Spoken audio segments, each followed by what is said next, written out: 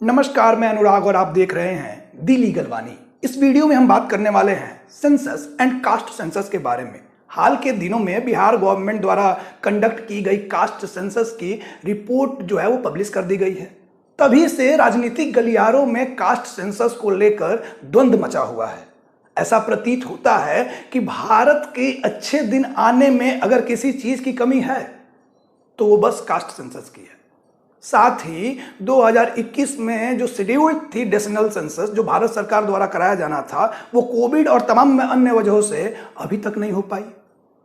इसके कारण भी जो सेंसस है वो चर्चा का विषय बना रहता है।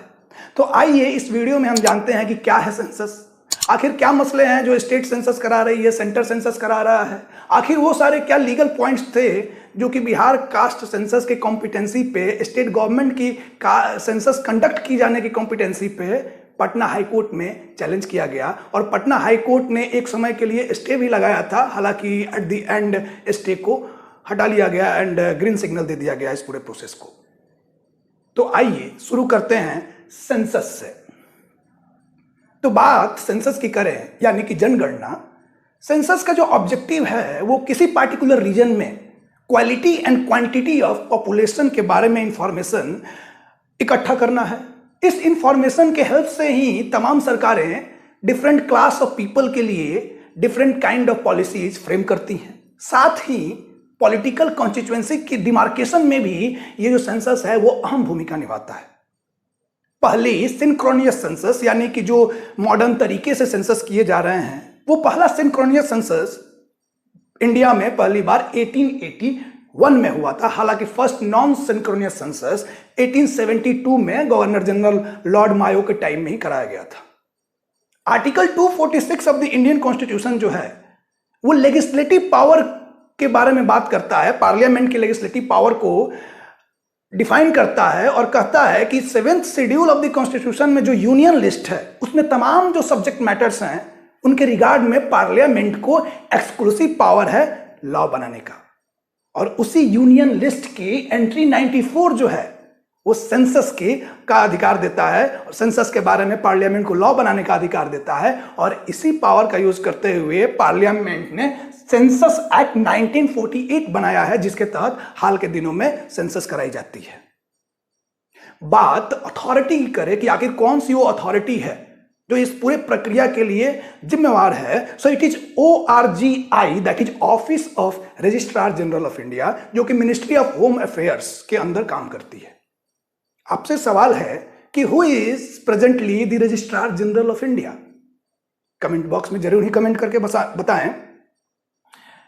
उसके बाद बात करें कॉन्फिडेंशियलिटी की, तो जो भी डेटा है सेंसस में, जो भी डेटा इकट्ठा किया जाता है, that is highly confidential and even the court of law could not ask to present those datas.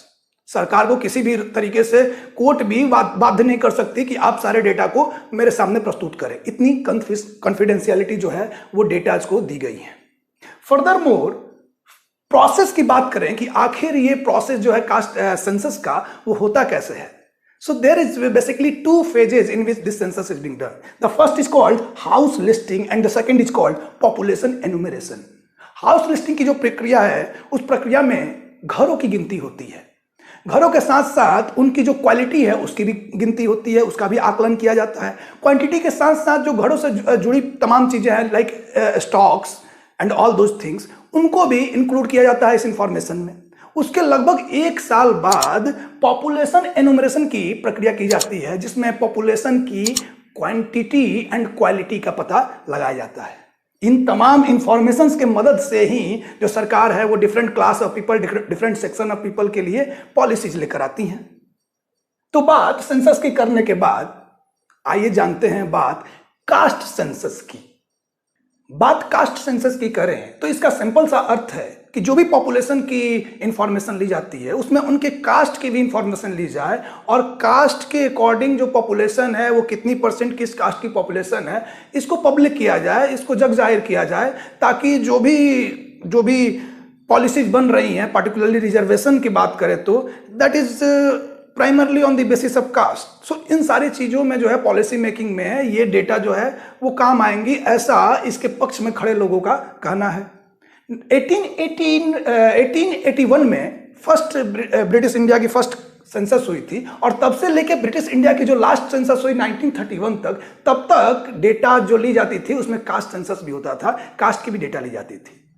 लेकिन इंडिपेंडेंट इंडिया की जो फर्स्ट सेंसस हुई 1951 में, तब से लेकर लास्ट सेंसस 2011 तक कास्ट की डेटा को इंक्लूड नहीं किया जाता है, and only schedule caste and schedule tribe data is only included. Other जो भी बाकी कास्ट हैं उनकी डेटा जो है उन्हें इंक्लूड की जाती है। इसी की मांग अभी चल रही है कि बाकी भी कास्ट की जो डेटाज हैं, अदर बैकवर्ड क्लास की जो डेटाज हैं, जनरल कैटेगरीज के जो लोग हैं उनकी डेटाज है, उसको भी कैलकुलेट किया जाए, उसको भी पब्लिक किया जाए। हालांकि 2011 में गवर्नमेंट ऑफ इंडिया ने एक एक्सरसाइज की थी that is called socio economic caste census. इस SECC का डेटा जो है वो ऑलरेडी पब्लिश हो चुका है 2016 में, लेकिन इसमें जो कास्ट वाली डेटा थी उसको नहीं पब्लिश किया गया है। As you can see, excluding caste data, everything was published in 2016 by the respective ministries. ये जो सर्वे हुआ था, ये जो सेंसस हुआ था, इसको इस सेंसस के तरह रजिस्ट्रार जनरल के ऑफिस ने ना कराकर रिस्पेक्टिव मिनिस्ट्री यानी ministry of rural development and ministry of urban development ने कराया था। उसके बाद ये तमाम डेटाज को अभी के टाइम में मिनिस्ट्री ऑफ सोशल जस्टिस को भेज दिया गया है। तो बात सेंसस एंड कास्ट सेंसस की करने के बाद आइए जानते हैं कि आखिर वो क्या वजह थी जिसके कारण बिहार का जो कास्ट सेंसस है उसे पटना हाई कोर्ट के दहलीज से होकर गुजरना पड़ा। पटना हाई कोर्ट ने उस पर एक बार स्टे लगाया और फिर आखिर ग्रीन सिग्नल क्यों दे दी।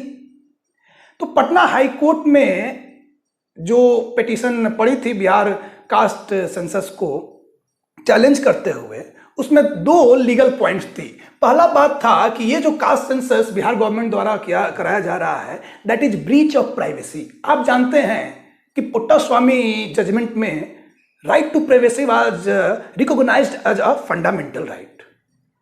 तभी ये बताया गया कि जो सरकार है वो लोगों की प्राइवेसी को इन्फ्रिंज नहीं कर सकती। इसमें ये बात कही गई पिटिशनर द्वारा, जिन्होंने चैलेंज किया था इस पूरे प्रोसेस को। ही असर्टेड दैट ये जो पूरी प्रक्रिया है जिसमें लोगों से उनके इनकम, कास्ट और रिलीजन के बारे में पूछा जा रहा है, ये उनकी प्राइवेसी को इन्फ्रिंज कर रहा है। इसके जवाब में कोर्ट ने कहा कि हालांकि right to privacy as a fundamental right, but this right is not absolute. इस राइट को इन्फ्रिंज किया जा सकता है स्टेट द्वारा अगर जो ऑब्जेक्टिव है वो स्टेट के इंटरेस्ट में हो। उसी के रिगार्ड में कोर्ट ने ट्रिपल टेस्ट की इन्वेंशन किया था और कहा था कि अगर लीगलिटी, नीड एंड प्रोपोर्शनलिटी हो, ये फैक्टर्स अगर एग्जिस्ट करते हैं कोई भी में से, in that case the right of privacy can be infringed by the state. Court ने बोला कि ये जो डेटा लिया जा रहा है, this data suits the doctrine of proportionality, the test of proportionality, and therefore the petitioner claim कि ये जो पूरी एक्सरसाइज है ये राइट टू प्राइवेसी को इन्फ्रिंज करता है, दैट इज फॉल्स। कोर्ट ने इसे ठुकरा दिया।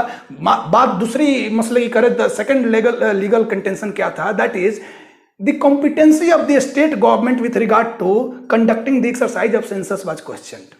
कहा गया कि सेंसस जो है वो यूनियन लिस्ट के एंट्री 94 का सब्जेक्ट मैटर है, जिसके रिगार्ड में आर्टिकल 246 जो है वो एक्सक्लूसिव पावर देता है कि पार्लियामेंट लॉ बना पाएगी, और article 73 of the Indian constitution says that जिन भी सब्जेक्ट मैटर में पार्लियामेंट लॉ बनाने के लिए काबिल है, उन सारे सब्जेक्ट मैटर पे गवर्नमेंट ऑफ इंडिया को एग्जीक्यूटिव पावर है। इसलिए बोला गया कि स्टेट गवर्नमेंट के पास तो ये पावर ही नहीं है कि वो सेंसस करा सकती है।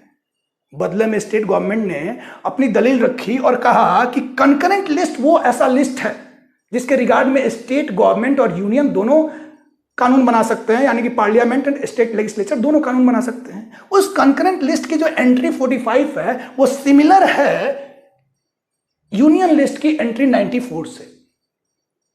इसलिए ये जो सेंसस कराया जा रहा है द एंट्री 45 के according, inquiries and statistics to achieve economic and social planning goal जो है वैसा परमिशन प्रोवाइड करता है एंट्री 45 कंकरेंट लिस्ट के अकॉर्डिंग। इस पर्टिकुलर पर्पस के लिए यूनियन या स्टेट कोई भी जो है वो ये स्टैटिस्टिक्स कलेक्ट कर सकता है। और स्टेट गवर्नमेंट ने कहा कि इसी पावर का यूज करते हुए हम जो ये सर्वे है वो करा रहे हैं ताकि बेटर जो है वो इकोनॉमिक एंड सोशल गोल को अचीव किया जा सके। वो पता लगाया जा सके कि किस तबके के लोग कितने गरीब हैं और उसके अकॉर्डिंग उनको हिस्सेदारी दी जाए, उसके अकॉर्डिंग उनके लिए पॉलिसीज बनाई जाए ताकि उनकी अपलिफ्टमेंट हो। इस बात को कोर्ट ने पहले तो हालांकि रोक लगाया था, लेकिन बाद में उन्होंने ग्रीन सिग्नल दिया और ये दोनों लीगल हर्डल्स को पास करते हुए कास्ट सेंसस जो है वो आज देखिए कि पूरे भारत में राजनीति का केंद्र बना हुआ है। तो बात आर्टिकल 340 की करें कि ये क्यों आखिर लिखा है मैंने यहां। So this particular article supports the exercise of caste census. It says that it mandates actually appointment of a commission. It says that the government shall appoint a commission which should recommend about the plight, about the condition of the educationally and socially backward class, and should advise, recommend suggestions for their upliftment. Therefore, we could say that caste census का जो मसला है constitution के regard से state government के पास भी ये power है, हालांकि पावर कहीं और से आ रहा है, पावर वो कंकरेंट लिस्ट से आ रहा है, और सेंट्रल गवर्नमेंट के पास तो ऑब्वियसली पावर है ही। तो कास्ट सेंसस आज के समय में जो इतना बड़ा मसला बना है, हमने इस वीडियो में हर एक चीज लगभग जानने की कोशिश की। अगर आपको वीडियो पसंद आता है तो आप जरूर ही इसे शेयर करें, सब्सक्राइब करें, थोड़ी सी रीच बढ़ाएं हमारी, ताकि ये जो व्हाइट बोर्ड है ये डिजिटल हो सके। शुक्रिया, धन्यवाद।